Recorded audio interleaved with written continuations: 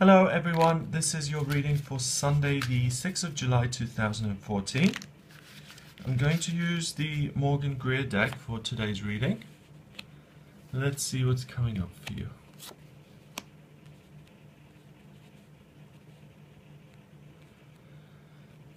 Okay, the first card is the Seven of Cups.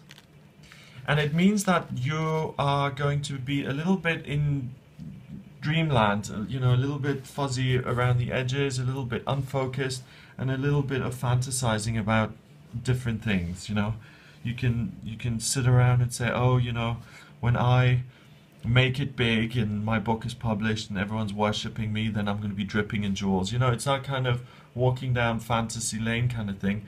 That's, you know, it's nice because it's almost like exercising your soul, exercising your spirit in terms of the possibilities that are there. So it's good to dream. But if you want to get practical things done, just be aware that kind of daydreaming can obviously be counterproductive. So the next card is the Moon.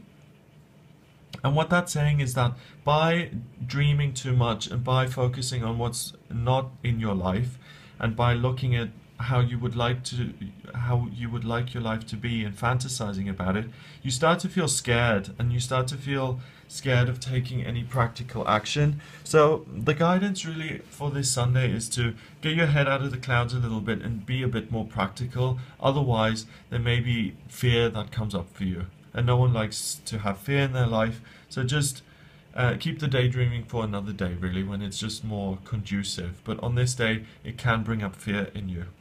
And then finally, the Ten of Pentacles in reverse. And it means that if you, it really reiterates this, that if you're daydreaming and you're not really doing anything practical, you're not going to go anywhere. You're not going to make all those wonderful things happen in your life that you want. The way to make wonderful things happen in your life is to work and to add value to the world. And the world then in turn rewards you for your contribution. The way to have your dreams come true is not to sit you know, in your back garden and to dream about it and then to get upset that you don't have those things in your life, and upset to the point where you can't do anything for the next day or next 2 days because you feel like you failed. You know, it's the wrong way around. The way to do it is keep your expectations low. But, I mean, don't get me wrong, by all means dream big, but don't look at what's lacking. So dream big, keep your expectations realistic, see what you can do in this day, do the best you can, and then work your way towards the success that you want every day. And every day you'll get a bit better, and every day it'll expand a little bit more. And that's the way to do it. So keep grounded in terms of your practical actions on this day, and don't think of yourself as lacking because you don't live in a giant mansion with, you know, gold-plated walls or whatever. I mean, it's just an example. So, you know, only do what you can and don't let yourself get overwhelmed. And if you have those big dreams, you have those big dreams for a reason.